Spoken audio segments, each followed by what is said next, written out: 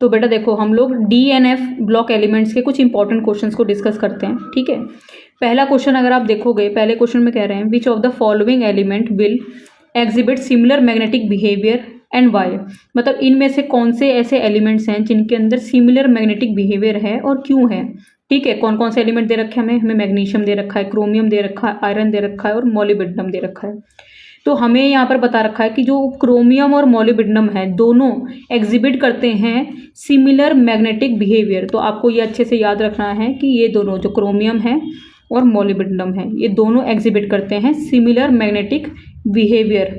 और क्यों करते हैं, it is due to the reason that, अब ये क्यों करते हैं कि इसके पीछे का रीज़न क्या है कि जो दोनों हैं आपका क्रोमियम और molybdenum, both of them have similar electronic configuration. पहली बात तो आप इनकी इलेक्ट्रॉनिक कॉन्फ़िगरेशन देखोगे तो वो भी सिमिलर सी है और same number of unpaired electrons हैं इन दोनों के पास में, ठीक है। दोनों के पास same number of unpaired electrons हैं, यानी कि 6 अनपेड इलेक्ट्रॉन्स हैं इन दोनों के पास, ठीक है। इसीलिए ये सिमिलर मैग्नेटिक बिहेवियर एग्जिबिट करते हैं। क्रोमियम की इलेक्ट्रॉनिक कॉन्फ़िगरेशन लिख दो, आर्गन 3d5 4s1 और मोलिब्डेनम की क्रिप्टन 4d5 5s1। ध्यान से देखो सिमिलर इनकी इलेक्ट्रॉनिक कॉन्फ़िगरेशन है और दोनों के पास ही आप देखोगे ना तो 6 अनपेड इलेक्ट्रॉन्स हैं, ठीक है। इसीलिए ये दोनों जो हैं सिमिलर मैग्नेटिक बिहेवियर एग्जिबिट करते हैं। इसके बाद इसी में सेकंड पार्ट में हमें पूछा हुआ है फॉर्म, इनमें से कौन सा जो है वो फॉर्म करेगा व्हाइट सॉल्ट और वाई। ये जो आपको बता रखा है, मतलब ये कुछ एलिमेंट्स दे रखे हैं, इनमें से कौन व्हाइट सॉल्ट फॉर्म करेगा और क्यों। एक तो आपको जिंक दे रखा है, एक स्कैंडियम दे रखा है, एक निकेल दे रखा है और एक वेनेडियम दे रखा है। ये चारों दे रखे हैं। तो अगर आप देखोगे तो जिंक और स्कैंडियम जो है वो दोनों के दोनों क्या करते हैं, वो दोनों वाइट सॉल्ट जो है वो फॉर्म करते हैं। तो आप अच्छे से इसको याद रखना कि जिंक और स्कैंडियम दोनों फॉर्म करते हैं। अब जिंक जो है ना, अगर आप देखोगे तो जिंक जो है वो शो करता है oxidation state of +2 in its salt. जब सॉल्ट बनता है तो +2 स्टेट दिखाता है। इलेक्ट्रॉनिक कन्फिग्रेशन ऑफ Zn2+ जो है वो ऐसी हो जाएगी। Zn2+ पता है आपको, 2 इलेक्ट्रॉन को लॉस होने के बाद की इलेक्ट्रॉनिक कन्फिग्रेशन ये हो जाएगी। और अगर आप ध्यान से देखोगे तो इसके पास कंप्लीटली फिल्ड डी सबशेल है। अगर आप ध्यान दोगे तो इसमें कंप्लीटली फिल्ड डी सबशेल है और कोई भी अनपेड इलेक्ट्रॉन नहीं है इसके पास में, ठीक है। और दूसरी तरफ हम बात करते हैं स्कैंडियम की। तो जो स्कैंडियम है वो ऑक्सीडेशन स्टेट शो करता है +3 वाली। ध्यान रखना जिंक +2 कर रहा था, ये +3 करता है, ठीक है, अपने सॉल्ट में। और इलेक्ट्रॉनिक कन्फिग्रेशन जो स्कैंडियम 3+ वाली है वो है आर्गन, ठीक है, मतलब सिर्फ आर्गन के बराबर है। और स्कैंडियम जो है ना उसके पास भी कोई अनपेड इलेक्ट्रॉन नहीं है, ठीक है। आप देखोगे फुल फील्ड ऑर्बिटल्स हैं, कोई भी अनपेड इलेक्ट्रॉन नहीं है, इसीलिए वो भी वाइट सॉल्ट फॉर्म करता है। दूसरी तरफ अगर हम लोग बात करें निकेल और वेनेडियम की, ये दोनों कलर्ड सॉल्ट फॉर्म करते हैं, ठीक है, क्योंकि इनके पास अनपेड इलेक्ट्रॉन होते हैं। तो दोनों तरीके से क्वेश्चन आपको पूछ सकते हैं, कौन वाइट सॉल्ट फॉर्म करता है, तो आप बताओगे जिंक और स्कैंडियम करता है। कौन से ऐसे एलिमेंट है जो कि कलर्ड सॉल्ट फॉर्म करते हैं, तो वो है आपका निकेल और वेनेडियम।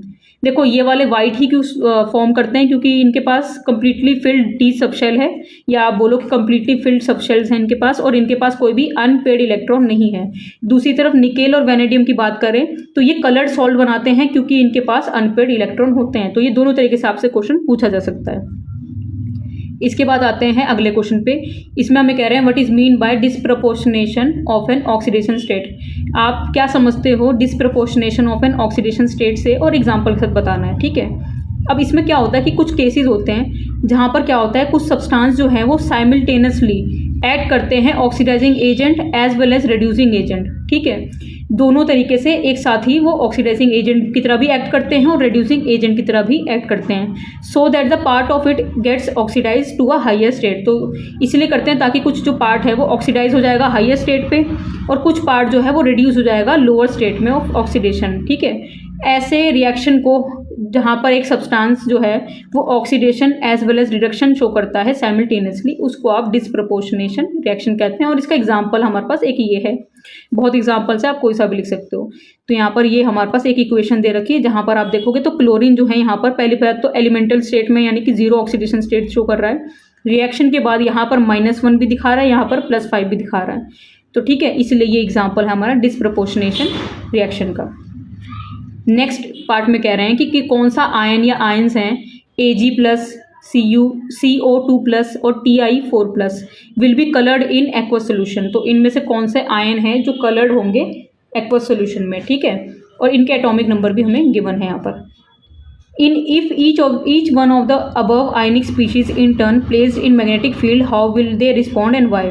तो अगर ये सारे आयंस को हमने मैग्नेटिक फील्ड के अंदर रखा तो ये कैसे रिस्पॉन्ड करेंगे। तो सबसे पहली चीज़ तो इलेक्ट्रॉनिक कन्फिग्रेशन ऑफ, आप सिल्वर लिख लो, तो ये होती है हमारी इलेक्ट्रॉनिक कन्फिग्रेशन। और फिर हमें Ag+ बनाना है, तो आपको पता है एक इलेक्ट्रॉन लूज हो जाएगा, तो इस तरीके से इलेक्ट्रॉनिक कन्फिग्रेशन बन जाएगी। अब आप देखोगे जो Ag+ है इसके पास कोई भी अनपेड इलेक्ट्रॉन नहीं है, ठीक है, आप देख सकते हो। वैसे तो ये रही इसकी कन्फिग्रेशन, और Ag जो प्लस है उसके पास कोई भी अनपेड इलेक्ट्रॉन नहीं है, इसलिए जो Ag+ है वो क्या होगा, कलरलेस होगा, ठीक है। इलेक्ट्रॉनिक कन्फिग्रेशन में सिमिलरली हम कोबाल्ट की भी लिख लेते हैं। तो कोबाल्ट की ये रही, अगर ये CO2+ बनेगा तो ये इस तरीके से बन जाएगा। तो अब ध्यान से देखो, तो अगर आप इसका 3D सबशेल बनाओगे, ये 3D सबशेल बनाया हमने, यहाँ पर 7 इलेक्ट्रॉन प्लेस करे, तो यहाँ हमने देखा कि हाँ ये जो 3 इलेक्ट्रॉन है ये अनपेड है, इनका पेयर नहीं बना हुआ है। तो CO2+ जो है उसके पास 3 अनपेड इलेक्ट्रॉन है, इसीलिए ये कलर्ड होगा। जिसके पास अनपेड इलेक्ट्रॉन होते हैं वो कलर्ड होता है, जिसके पास नहीं होते वो कलरलेस होता है। और इलेक्ट्रॉनिक कन्फिग्रेशन ऑफ Ti भी दे रखा है हमें, ये रहा। और Ti4+ बनेगा तो देखो इस तरीके से बन जाएगा, तो यहाँ से ये इलेक्ट्रॉन चले जाएंगे तो सिर्फ आर्गन रह गया। अब Ti4+ जो है इसके पास कोई अनपेड इलेक्ट्रॉन इसके पास भी नहीं है, आप देख सकते हो इसके पास भी कोई अनपेड इलेक्ट्रॉन नहीं है, इसीलिए ये भी क्या होगा, कलरलेस होगा, ठीक है।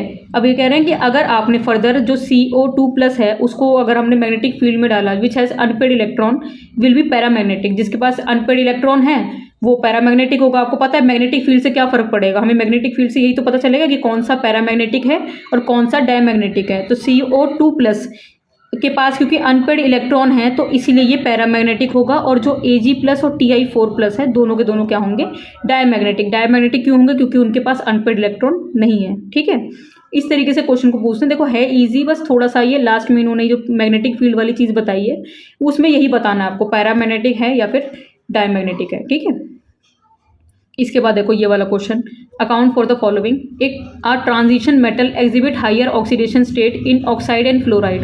ट्रांजिशन मेटल्स जो होते हैं वो एग्जिबिट करते हैं हाईएस्ट ऑक्सीडेशन स्टेट अपने ऑक्साइड और फ्लोराइड में। क्यों, तो ये क्यों होता है, क्योंकि इसके पीछे का रीज़न है कि ऑक्सीजन और जो फ्लोरीन है वो स्मॉलर इन साइज होते हैं और उनकी हाई इलेक्ट्रोनेगेटिविटी होती है, ठीक है, इसीलिए वो एक्ट करते हैं as a strong oxidising agent, ठीक है। तो मेटल एग्जिबिट करते हैं हायर ऑक्सीडेशन स्टेट अपने ऑक्साइड और फ्लोराइड में, इसीलिए, ठीक है। तो इसके पीछे के 2 रीज़न आपको दिमाग में रखने हैं बहुत अच्छे से। पहली चीज़ क्या है, पहला इंपॉर्टेंट बात क्या है कि ये स्मॉलर इन साइज होते हैं, और दूसरी इंपॉर्टेंट बात क्या है, इनकी हाई इलेक्ट्रोनेगेटिविटी होती है। ये 2 चीज़ें आपको याद रखना, बाकी इसका यही आंसर है, ठीक है। फॉर एग्जाम्पल आपको क्रोमियम को बता रखा है, क्रोमियम की ऑक्सीजन स्टेट जो है वो +6 होती है, एक एग्जाम्पल में बता रखा +6 है, और ये फ्लोराइड में इस तरीके से बनता है। और जो ऑस्मियम है उसकी ऑक्सीजन स्टेट जो होती है +8 होता है और वो इस तरीके से बन जाता है, ठीक है। तो बता रखा है, तो आपको 2 रीजंस अच्छे से दिमाग में रखना है, एक स्मॉलर साइज, दूसरा हाई इलेक्ट्रोनेगेटिविटी। नेक्स्ट ये वाला क्वेश्चन देखो, इनडायरेक्ट क्वेश्चन है पर है बहुत इंटरेस्टिंग। इसमें कह रहे हैं कि एक ऑरेंज सोल्यूशन है हमारे पास, ठीक है, कंटेनिंग Cr2O7 और उसको ट्रीट करा है आपने एक एल्कली के साथ में जो कि येलो सोल्यूशन है। ये ट्रीट करा एक एल्कली से तो हमें एक येलो सोल्यूशन मिला, और कह रहे हैं कि जब आपने उसमें H+ ऐड करा टू द येलो सोल्यूशन तो फिर से ऑरेंज सोल्यूशन मिल गया।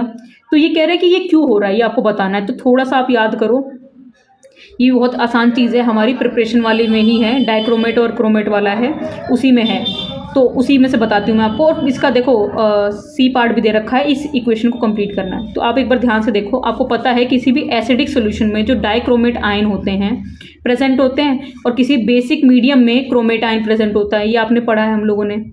और क्रोमेट आयन जो होता है वो ऑरेंज सोल्यूशन फॉर्म करता है, जबकि आपका डाइक्रोमेट आयन जो है वो आपका ऑरेंज सोल्यूशन फॉर्म करता है, जबकि क्रोमेट आयन जो है वो एक येलो सोल्यूशन फॉर्म करता है। आप ध्यान से देखना, ये था हमारे पास एक ऑरेंज सोल्यूशन जो कि क्वेश्चन के हिसाब से था, तो ये एक डाइक्रोमेट आयन था। फिर आपने यहाँ पर OH नेगेटिव डाला तो ये बन जाएगा, यानी कि येलो सोल्यूशन बन जाएगा। फिर आपने इसमें एसिड जब इसमें डाला तो फिर वापस ये बन जाएगा, ठीक है। तो ये हमारा जो क्वेश्चन था ये डाइक्रोमेट और क्रोमेट आयन से रिलेटेड था। यहाँ पर आपको कलर याद रखना है, डाइक्रोमेट वाला जो है वो ऑरेंज कलर का होता है, जो क्रोमेट आयन होता है वो येलो कलर का होता है। बाकी एक ये इक्वेशन हम लोगों को कंप्लीट करनी थी, तो ये Cu2+ और 4I नेगेटिव है तो हमने इसको बैलेंस भी कर दिया, 2Cu+ + 4I नेगेटिव, इससे हमें मिलेगा Cu2 I2 और प्लस I2 अलग हो जाएगा, इसको हम कहते हैं क्यूपरस आयोडाइड, और इसका ये वाइट प्रेसिपिटेट बनता है। ठीक है, तो आपको ये याद रखना है।